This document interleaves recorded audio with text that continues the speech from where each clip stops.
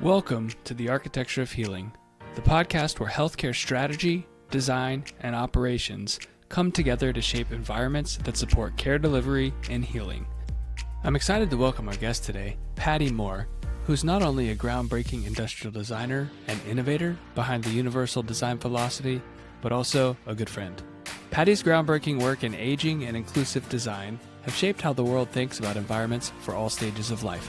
Her decades of advocacy, research, and hands-on design expertise have made her a trusted voice on how we can create spaces that truly promote dignity, independence, and connection. I've had the privilege of seeing Pattie's passion in action, and I can't wait for you to hear her insights on the future of environments that serve us no matter our age. If you are thinking about universal design and empathetic patient experiences, this conversation is for you. Let's get into it. Welcome, Pattie. It's great to have you on the show. Thanks, Chase. Well, as we get started here today, could you tell us a little bit about what you've been working on and your background? Well, let's see. There's the reality and the myth. In reality, I am a practicing designer, product designer, but it goes beyond that. I do a lot of architectural design, user experience design, all of the adjectives. Sorry, I don't have my morning voice yet. I'm also a gerontologist, so my coin is both creative and health, medical, and I'm always flipping it back and forth and trying to make sure that it's balanced. And I'm really grateful that I made that early decision to go back to school and study gerontology as a social science, because it completely informs, impacts everything I do in design. So can you talk a little bit about that, blending creative and medical? Those things are, in some senses, opposites, right? Very scientific, very regimented, and very abstract and kind of free-flowing. How do you bring those two worlds together? Well, when I did it in the 70s, people thought I hate using technical terms, but badass crazy. I remember my interview at Columbia University was with, I think it was a dean. It might have been somewhat higher on the poll, but this poor man looked at me very inquisitively and then really concerned that something was wrong with my mental health, and said, "You're a designer, right?" And yes, sir. And he said, "And so why do you want to study gerontology?" So I have never talked faster. Knowing full well he was going to do as I asked, because that was just a given in my head, but realizing this man had the power to keep me out of continued education, that I was deliberately choosing to inform my work and the quality of my outcome. And that was a little terrifying. I can still picture all these years later sitting in his office and realizing that. And I just kept talking and giving him examples and smiling and nodding affirmatively in hopes that he would take that as a cognitive cue, just sign the paper, the letter in. And then lo and behold, I got the letter that I was accepted. I presented to a brilliant psychiatrist named Ruth Bennett, who was one of our lecturers. And I have such admiration for her whole process. She would wait till everyone was in the classroom. I'd say maybe there were 30 of us. And then she would walk in on the dot, just at the hour point, not look at us, pull back the chair.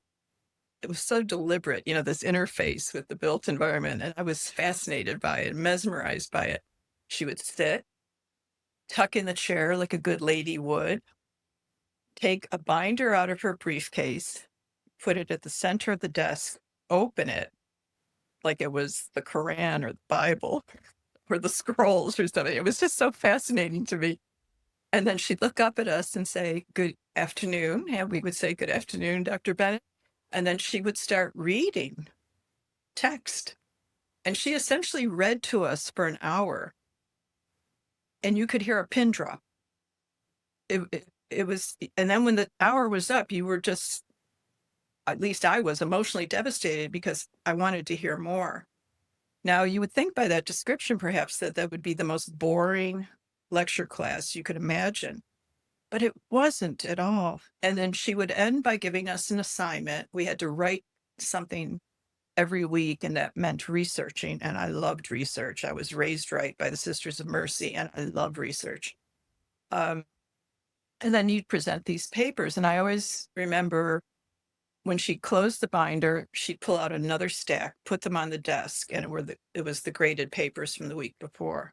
She would leave the room and we would go up to the desk, and they were alphabetized, so you would take yours. And sometimes you'd stand around and discuss it. And I would look at this red ink A+ every week, and my heart would just soar. Fast forward last spring when some screenwriters were working on a script to do a film about my life. They talked to Dr. Bennett, and they told me they were very excited. And they said, "Do you know, Dr. Bennett said you were the best student she ever had." Well, I was a puddle. I had to stop the conversation and the call. I mean, I just had to go sit in a corner and sob happy tears because I so admired her. And I learned so much from her. And the thing I remember most, once we were in a taxi going to the airport to go to a conference together. And she said, "Patricia, you still don't have the speak down. You simply must learn social science speak." And I bravely turned to her and said, "I don't think so, Dr. Bennett." And she spoke to the screenwriters about that. She said, she was right. She challenged me. I was trying to mold her into a social scientist, and she was creating a whole new entity. And she was delighted that what you and I do today, Chase, is so humanistic. Yeah. Is so informed by daily experience and needs and wishes and wants and dreams. And she was a pure scientist. And to think that I managed to, even change her thinking a smidge just amazed me. Wow. With the social science of how we experience physical space, to your example, as she orchestrated how she was interacting with the environment to give off a particular experience when you were in that class, right? One that you still remember today. And what that experience conveys when we interact with space. And you have a bit of a story with that. And I'd love to hear, in your words, going back to the beginning, when you had this light bulb moment to say, I'm gonna create this journey, I'm gonna explore this, I'm really gonna dig into that.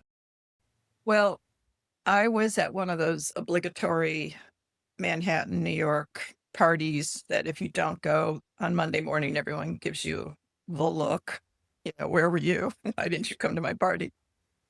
And this party, for me at least, was winding down. I was making my way to the door, and I almost escaped when I heard a very cheerful voice say, "Hi, my name's Barbara." Like, oh, no, no, I've got to be nice and chat with somebody. And I really just wanted to go home. But when I turned and I looked at this, she's beautiful inside and out. There was something electric about it. And we found a place to sit. And, we're having our brisket and cheddar and white wine spritzer. It was the 70s. And I asked her, "Well, what do you do?" And she said, "Well, I'm a makeup artist at NBC. And I'm just starting on a new show called Saturday Night Live." And she's telling me all this. And my body was going in 1,000 directions with excitement. And I was so enthralled. And I heard myself say, "Could you make me look 85? And she said, "Sure." And she's from Brooklyn. So what And prompted that? That was it. What prompted Who knows? that? Like Who knows? Why did you suddenly want to be 85? Well, admittedly, I was working at Raymond Loewy's New York offices for some time at that point. And as the only female industrial designer, my friends were the secretaries. And so we'd convene in the ladies' loo, and they would tell me all the gossip and tell me all the tales, and they would inform me because they just wanted me to really succeed. And when you're the only one, when you're that token in an environment, of course, if you don't have protectors and friends, it's not an easy existence. So I was carefully looked after by this element of second-class citizens. And it was really a bastion of, white male supremacy and led by architecture, by the way. Mr. Lowy is known as a product designer, but his work was really architecture. Bill Snaith brought him into the realm of architecture in the 50s. And they did tremendous amounts of work in the built environment, which also excited me. And I was always crossing the fence and helping interior architecture, interior design, the architects. But it was a daily disappointment whenever I would, try to interject. Well, what about someone who uses a wheelchair? What about an elder like my grandmother with arthritis? She can't even open the fridge anymore without pain most days. What about those consumers? What are we doing for them? And we hadn't thought about design with yet. That was coming soon. But what are we doing for them? And I would just see people like, oh, here she goes again. Eyes would roll back in their sockets. There'd be, audible moans. And I would hear over and over, Pattie, we don't design for those people. And that haunted me because I was raised with my grandparents. I knew the specificity of their daily needs because I witnessed it. And I knew that we had failed to deliver those needs. And it was because every time we got a brief, at least in the product department, it was basically 45 years of age, male, living on Long Island, 2.3 kids and a dog, sales on weekends, whatever his income was. And it never spoke to the needs of women specifically. It never spoke to the needs of ability or the needs of age. And so all this must have been percolating. And it was only when that opportunity presented, when I met a makeup designer, that it just all flashed before me. And of course, as a young child, at the age of 8, my grandfather and I read Black Like Me. And I remember seeing the film, which was also in black and white, very powerful film. And I'm sorry, I can never pull up the actor's name, brilliant character actor. And to think that a journalist risked using chemical treatments to make himself black and go into the deep South and experience the racism of separatism by your birth color fascinated me as a little child. I remember sitting in tears as we read that book and reread chapters and paragraphs and talked about it. So just having that catalyst of Barbara saying, I'm, a makeup designer, and it just all came together. And it's a very unsatisfying response, I know, because I have had journalists all over the world look at me. It's like, well, that can't be what happened. Well, no, It is. That's what happened. It almost feels like it was an idea that has been in you forever, and it just, Yeah. when asked the right question, it just took shape. Yes. And exactly. And so, go back to that point. What next, right? So you're made up into an 85-year-old woman. Where did you go from there? Well, I think there was a little subtext or pretext. I had received an invite from Ohio State University. There was going to be a meeting of architects discussing how do we plan for the future. And we weren't being referred to as baby boomers yet, but the future of my age group when it comes to late life. What about the built environment is going to inform our work? And, when we think about that, as a subject today, it's kind of mind blowing that was kind of new, in the late 70s. This was 79, May 23rd, um, Ohio State University. And I think that's what came to mind when I heard Barbara. So those two things came together, and I realized, oh, I can go to this conference as an elder and just see how the reaction is. And that was basically the plan. I let one of my friends who was on faculty at Ohio State, another designer who was going to be there, know. He picked me up at the airport. I remember the drive-in. He just kept shaking his head and mumbling, not really talking with me. And I was looking at him, like, really worried that I broke him. He was having kind of breakdown. And I kept patting his arm, telling him it was okay. He was like, "Oh, Patty, oh, Patty." He just was inconsolable. And I was fully in character, so I was moving as I recalled my grandmother moving. Plus, I was prosthetically altered, so I wasn't just in costume. My body was covered with wrappings and splints and balsa wood behind my knees, so I couldn't bend my legs, and my fingers were wrapped, and I was wearing gloves, and I had Vaseline in my eyes, and my ears were plugged, and then I wore operating hearing aids. So if anyone looked closely, they could see I wasn't in the best of shape. I was using a stick, and then I realized those were prompts, visual prompts. We'll see how someone responds to me, reacts to me. And so when we walked in for the conference, you saw the immediate reaction was ignore me, look the other way, look across the room. Um, and I was tickled. No one was holding the door open for me. I warned my friend, don't help me, don't introduce me, don't do anything, pretend you don't know me. So no one's asking me to join the coffee clutch, and sit down and have a cup of tea. So the whole day, not a person there. None of these brilliant AIAs spoke to me. And I couldn't have been happier because in my wildest dream, I didn't think it was going to be that bad.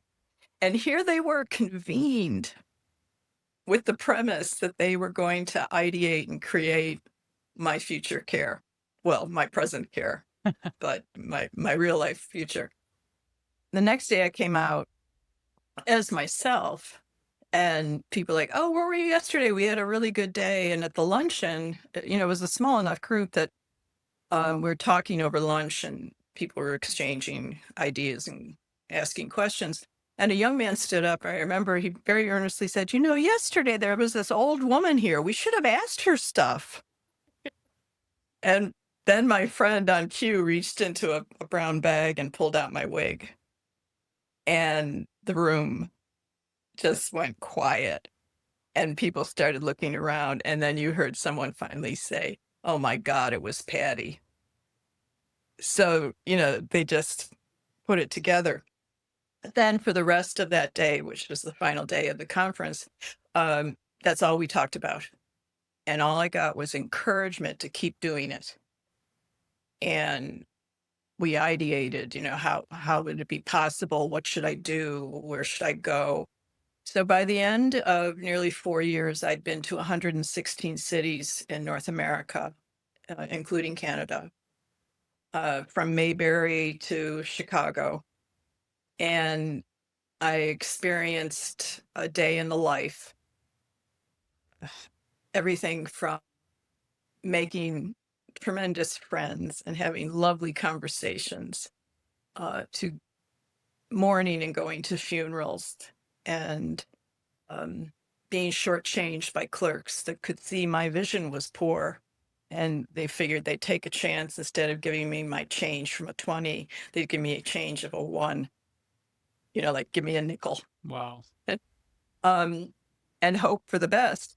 And of course, what we did in the research, and I say we because then I was getting all my friends helping me wherever I went, we would go back out the next day to that shop, and I would be dressed as me, someone who was 26, 27, 28, and repeat the scenario with the same clerk. And you'd see that momentary recognition, because I was using the same pocketbook with the snap that was difficult. And then sometimes you see the color drain from their face, like they couldn't quite figure out what was going on, but they knew they were caught and they didn't know what was going to come next. And I never did say, by the way, young man, yesterday I looked like your great grandmother and you shortchanged me. None of that ever happened. Oh, I take that back. Once in Topeka, a clerk wouldn't take money for what I was purchasing, which was the same thing I purchased the day before. It was, like 10 or something silly, and he wouldn't take money. So it was like a way to assuage his guilt over the fact that he realized he couldn't quite put the pieces together, but he realized he'd been caught. So this the fun one was checking into a hotel. By the way, I just have to share this. I check into the hotel as the elder and I check out as myself. It'd be the same night clerk. That's real confusing. Yeah, you'd think these poor guys like, I gotta stop drinking on shift. That's really funny. So this was before like ADA was established, right? So yes. This was pre-ADA. Right. So you didn't have some of the things that we come to expect now in the built environment with ramps and railings and things to help visually find your way around. What was that like? Well, you literally did have to rely on the kindness of strangers. And strangers can be strange or they can be lovely. And the number of times I had a young man like yourself standing behind me, waiting to board the bus with me struggling and trying to figure out how I was going to lift my leg, which remember, my knees didn't bend.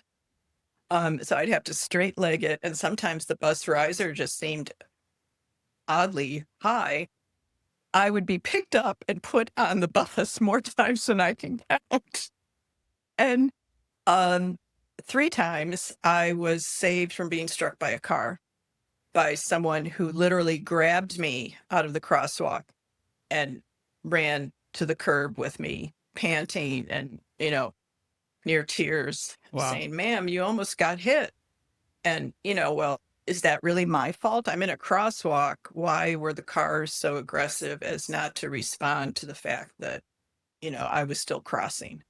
And that opened up all sorts of design opportunities as well as policy opportunities. So you would see the admission in city planning that certain crosswalks are timed for healthy younger people who are racing like little mice in the maze. And God forbid you be an elder walking with a stick or, a Zimmer or a walker. You weren't going to make it in the same 18 seconds that had been planned with deliberateness. So the scope of my design influence just kept getting broader and broader, like the pebble in the pond, the rings kept growing.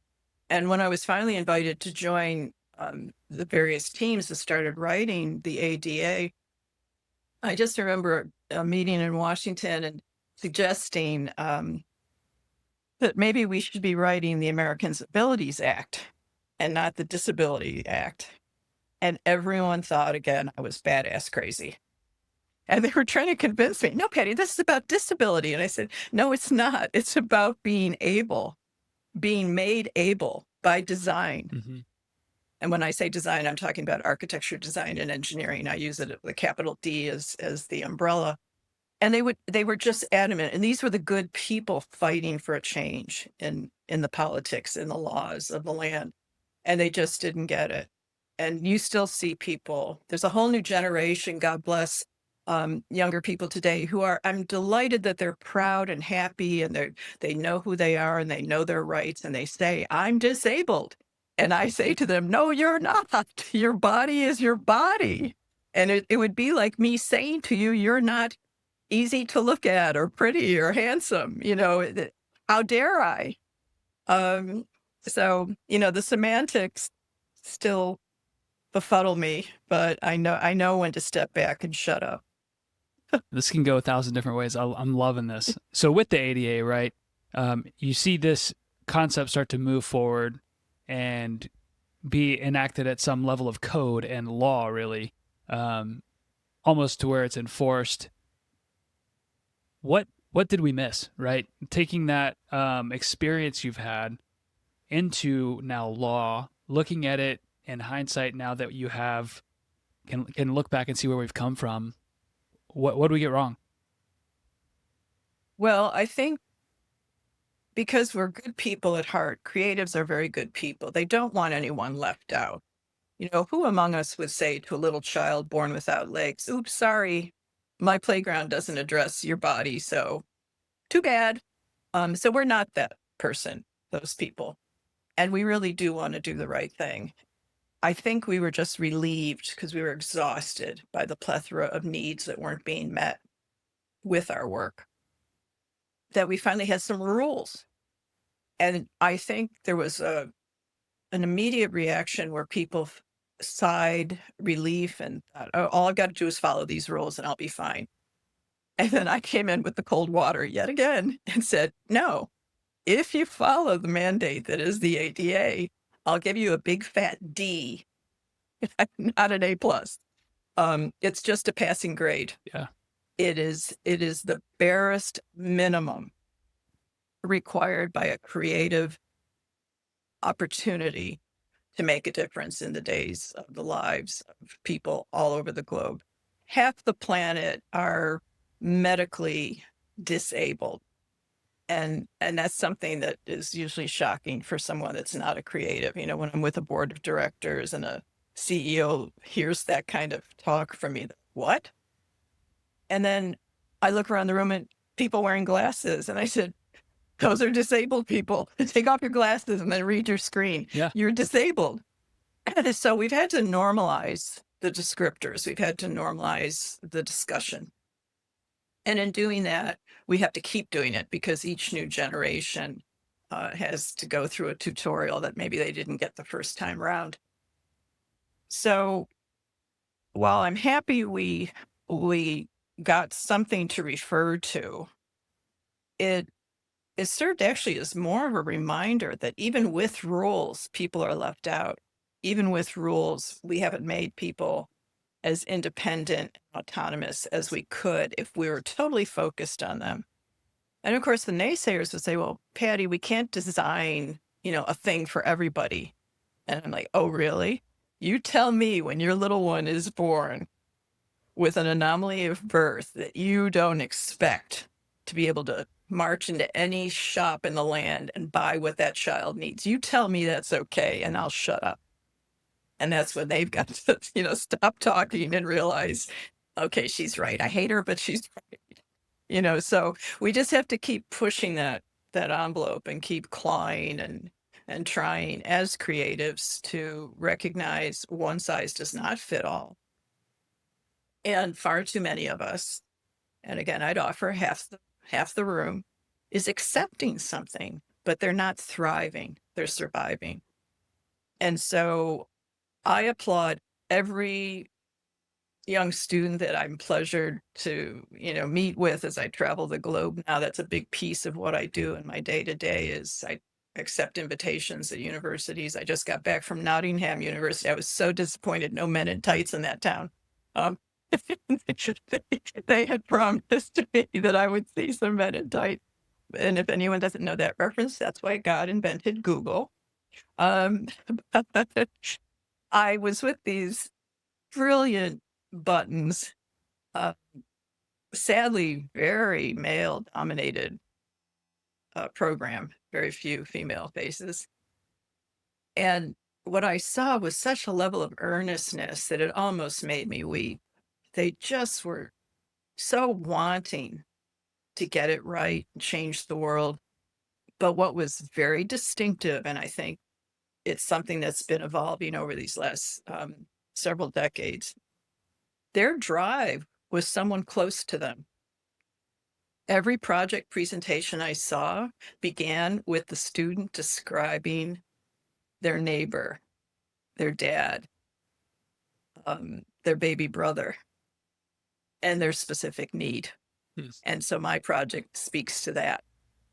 And I don't know if it was just that that's how they're teaching or if that's really driven by this generation of bright buttons, empathetic beyond description, caring, concerned, and really frightened because they already know, even as recent graduates, that maybe the person hiring them doesn't feel the same way.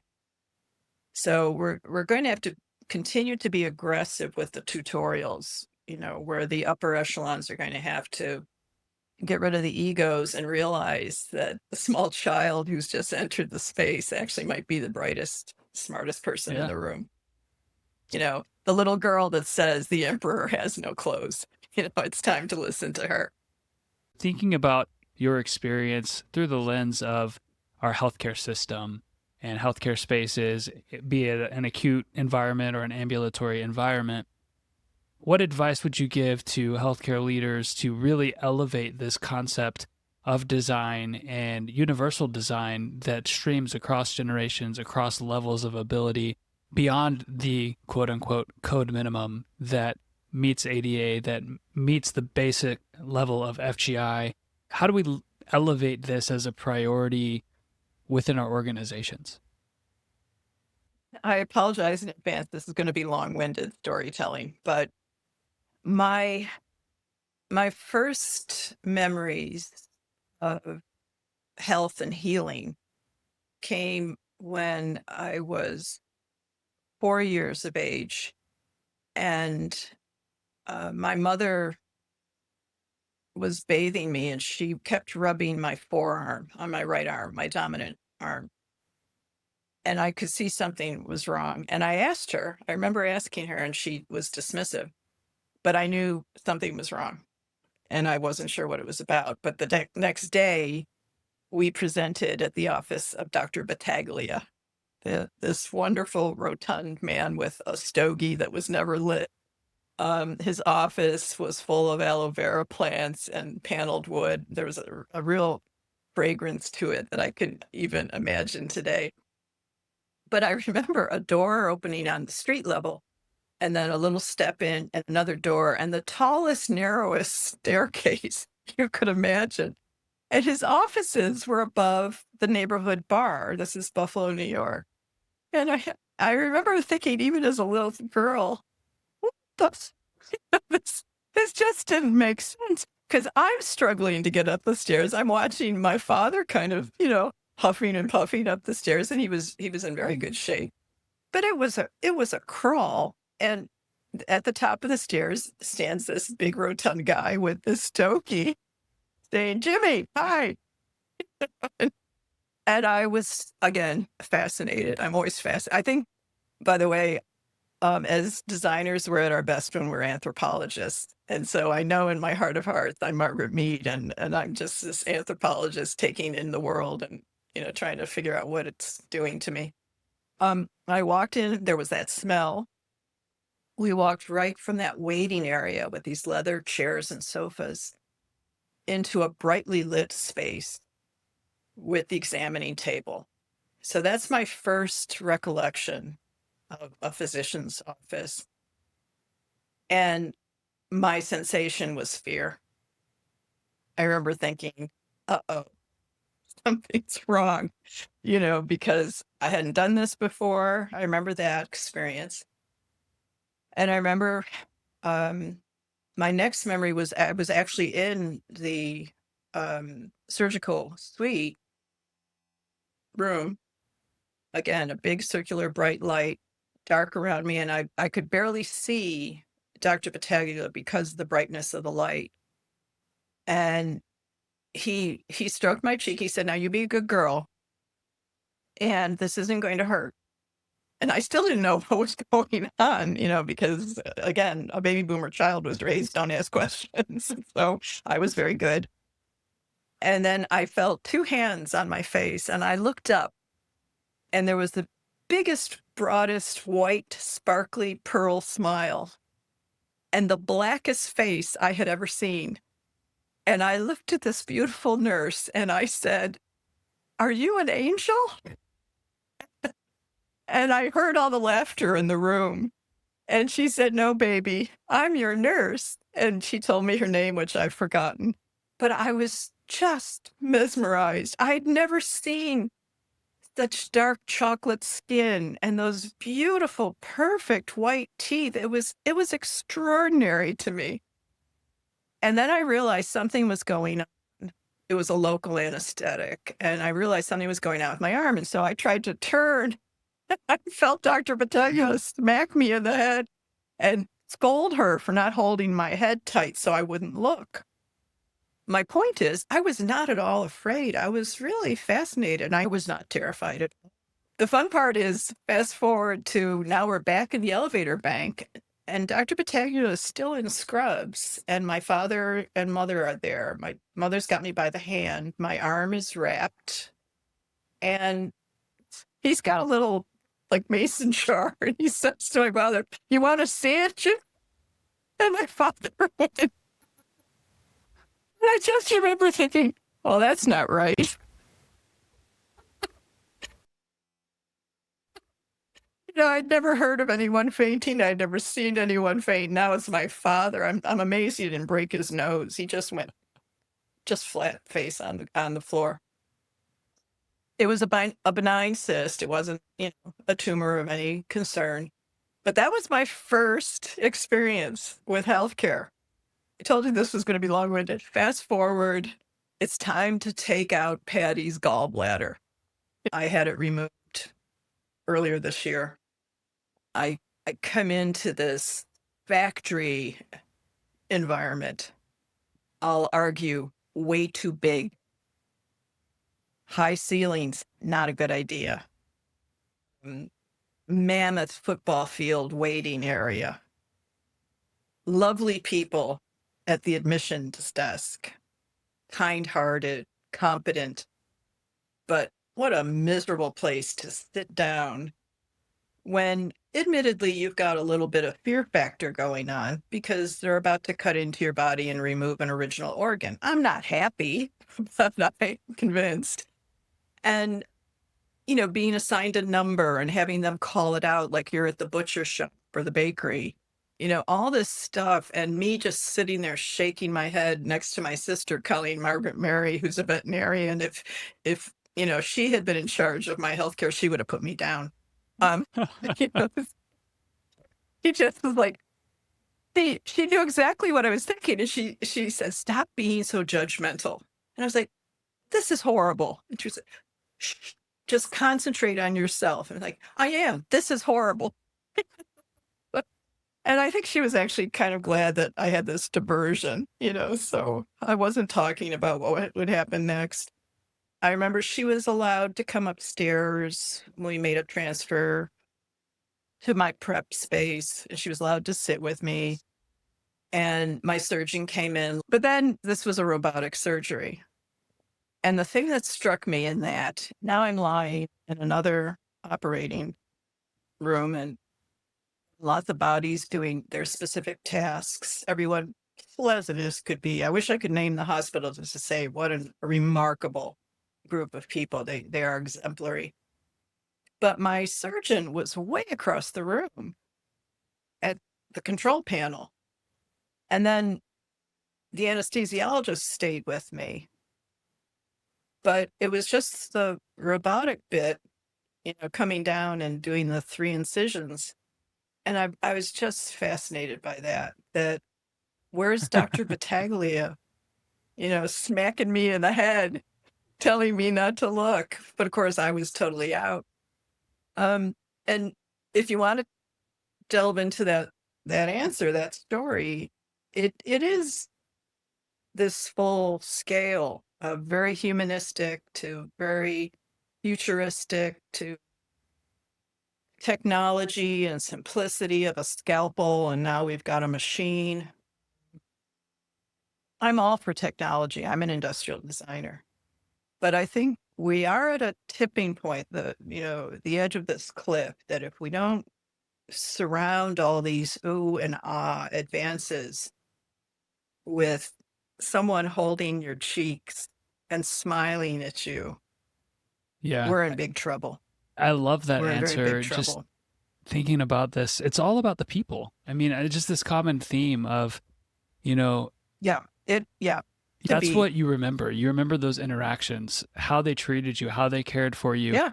Going back Yeah. to the empathetic experiment, and when you were in disguise, like you remember the people, you remember the interactions, you remember the people that saved you from the bus. Hmm. Um, and Oh, yeah. the environment, the tools, the things that we design and create support how people should respond in those situations. And in healthcare is no Exactly different, right? so. In the OR, in the waiting room, the space needs to be structured to allow people to be people and to allow people to Hmm. inform how care is administered, and it's all supportive. This is so cool. I want to go into so much more detail, and I know we have not enough time to do this. I just want to keep talking for another hour and a half with you, but we'll have to get you back here for part two. But look, Chase, let me do a build on what you just said. As you were describing that, I was thinking, what's another example outside of the health domain?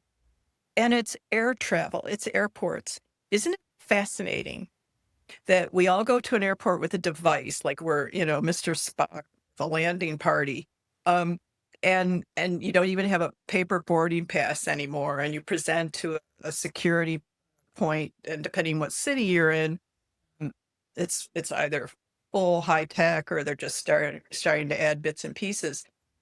But what airports figured out, and rather quickly, as technology started taking over the interactions, was we had to have this little person called a greeter. And here in Phoenix, where I'm talking to you from today, Sky Harbor Airport receives accolades about their greeter program, which includes dogs. And it makes the point, going back to the anthropology of design, that a lot of people boarding an aircraft in any one moment are petrified, terrified, anxious, concerned, Yeah, worried. Not a good thing. They're not happily saying, we're going to Disneyland. No, they are scared to death. And with the headlines we've been seeing so far this year, it makes that population even more fragile. That said, it was the human factor that took a lot of the scariness out of it. And the scariness goes away because the greeter sees you as a person. And whether you like it or not, they say yeah. hello to you as you're passing by. But it's, I'm delighted, is the bottom line to that Thinking about AI example. and Yeah. technology and how it's coming into play, we don't care what the technology is. It's making somebody's Yeah. job easier. We don't want to see it. We want that human interaction. We want to know Yeah. that there is that Yeah. personable approach. You know who I am. You Yes. know why I'm here in this facility, and you're going to take care of me. I don't care what's Yep. happening back there. I just know that I'm your priority. And it's also why I'm such a pest about an egalitarian view in all things. So, you go to a country that has a systemic health system, every citizen is covered. But if you've got the dough, you can buy a supplementary policy that puts you to the head of the line. This little steelworker's daughter from Buffalo, New York is not happy with that. And I'm invited in and I'm invited to talk about stuff. And I always manage to work in my displeasure in those hierarchies. I am a very flat line kind of thinker. I think we should all have the same experience. Back to the airport, the aircraft, I don't like that I'm sitting in first class, but I'm not going to sit in steerage because I'm tired. I'm in my 70s. I've paid my dues. I'm up front because the seat is more appropriate. But my point is, every seat should be a first class seat, and Absolutely. every interaction should be a first class interaction. So our airlines is an industry that's in trouble because they can't figure out monetarily how they can deliver on that. That's interesting. Like parlaying that into healthcare. What would healthcare look like if there was a first class healthcare? That's Exactly. that's kind of scary. If Yeah. if healthcare turns that direction and you have stratified levels within the care that you're provided. Yeah. Well, I know you and I have worked hard on this evolving piece of delivery, and that is, a neighborhood approach, proximity, a close proximity to health, wellness, and immediate care and emergencies. And right now in the United States, that's the pharmacy. There's a pharmacy on every corner in a lot of cities, and it's Walgreens or it's CVS or it's another player. And as customers, our expectation now has grown. The pharmacist for decades in these surveys was the most trusted professional in the United States, was the pharmacist, not the police officer, not the doctor, not the lawyer, the pharmacist. But the pharmacist today is mandated to fill 60 scripts an hour, and they can't chat with you as much as they would like to. It's just not that Mayberry experience where it's very personal and it's very social. But we still essentially go into a pharmacy before we go into a healthcare setting to see if we can't mitigate and abate whatever the situation is. We stand there and we look for a magic pill, and we maybe talk to the pharmacist for a second, and we hope that we can get things under control. But in our work, we've realized, well, that's what the health center should be, so smaller is better, I will argue. Immediate proximity is always better than having to drive 3 hours to a major facility for your gallbladder to be yanked out. And that's what rural America faces, and rural populations everywhere. So the more we can create these smaller, first step management components, the better. Is not just these neighborhood interventions, but more and more so our homes. So I am a big fan of urinalysis from my smart toilet. I am very hopeful that blood work can be managed somehow, not me pricking my finger if I'm managing diabetes, but really being able to get a good look at my inside without leaving my house. I'm a big fan of all of that. Yeah. And we're close. I wish I could talk about some of the clients and projects that we're working on. So think Toto with what we have with smart toilets. We are very close to not having to leave our house for very much, but rather to be able to deal with an illness as it's just starting, percolating, and not turning into pneumonia, a virus, a nasal. We're going to be able to deal with it in the home and quickly. And where is that most necessary? Pediatric care and geriatric care. The most innocent among us are fragile to a point of, if we don't get it right and quickly, we could have a serious emergency. Absolutely. So I'm really excited about what's happening in this decade of design, and I'm grateful for it. This is a little bit of a loaded question, but as we My come to a favorite close, kind. yeah, for sure. As we come to a close, just thinking about the healthcare system, the healthcare industrial complex, if you could take it in your hands and say, there's one thing that I could redesign, what would that be? Oh dear. The waiting room. I mean, I know that sounds like the wrong answer probably, but the waiting room is, your first line of introduction, whether it be a practice or a hospital. And I'm appalled about what we expect people to do. You present, you go to a little person behind a glass window, and they open the glass, they close the glass, you sign something, you hand over cards, you do all this stuff. My first experience was someone handing me an iPad. I didn't have an iPad at the time, so I looked at it and I just smiled, and she didn't tell me to do anything. So I just walked back and sat down. And when I got called, I went in and I still had the iPad, and the doctor looked at me and goes, "You didn't fill out your forms." I said, "Nobody told me to." And this is one of my doctors, who's now a friend. Think about it being a very personal exchange. If you were the patient, is this really what you want? And if you even hesitate, then you've got to keep working. So, lightning round, quick answers. Yay. Let's run through it. I know you have some awesome Okay. ones. So, Okay. what is one of your favorite healing spaces?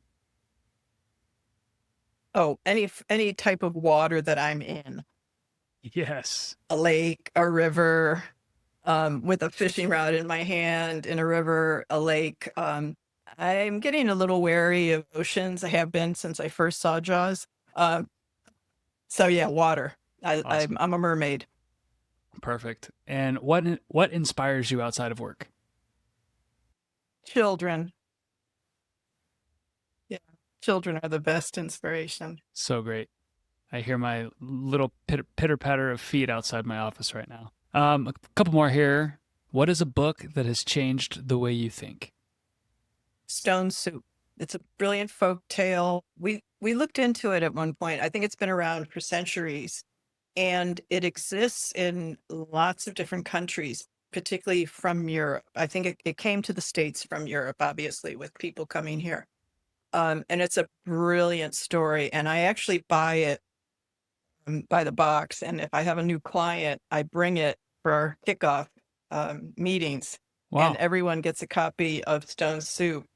And we read it to each other. We go, it's short. It's a kid's book. I'm gonna have to check that out. I have not heard of that, so I will be Yeah, looking Stone that up Soup. right now. And then last question. Finish the sentence. The future of healthcare is blank. Self-care, self-care, self-care. It's That's not so a good. hospital. It's not a hospital on the hill. It's Yeah. not Dr. Battaglia's office. It's in this moment, here and now, something that becomes so normative throughout the course of a day. Like people like me who are cardiac care patients, I do take my blood pressure in the morning. I take it maybe midday if I think of it. Take it before I go to bed. I chart it. I'm like one of those exemplary patients. When I present to my cardiologist, I have my paperwork. They just shake their head. Like, what do you need Thank you, me for? doctor. You're You welcome, got it all doctor. done. Yeah. Yeah. But that's what it should be. And what I'm saying is we need product and we need environmental design supports that allow that to happen. Yeah. Well, Pattie, thank you so much for joining me today. This conversation has been absolutely amazing. I just wanted to keep going. There's so much more that you have to offer and insights that I want to pull out of your mind. So thank you so much. This has been so much fun. For those listening, a lot of the resources that Pattie noted, I'm going to link down in the show notes so you have reference, and I'll put a link to a LinkedIn and otherwise to connect afterwards if you're interested. But yeah, thank you so much for listening, and thank you, Pattie, for joining us. This has been great. My pleasure. Thank you so much. Thanks for joining us on the Architecture of Healing. I hope today's conversation brought you fresh insight and inspiration. If you found this episode valuable, make sure to subscribe, download, and give us a review. Want to learn more? Keep the conversation going and head on over to thearchitectureofhealing.com. We've got more great conversations on the way, but until then, keep shaping the future of care through thoughtful strategy, smart operations, and purposeful design.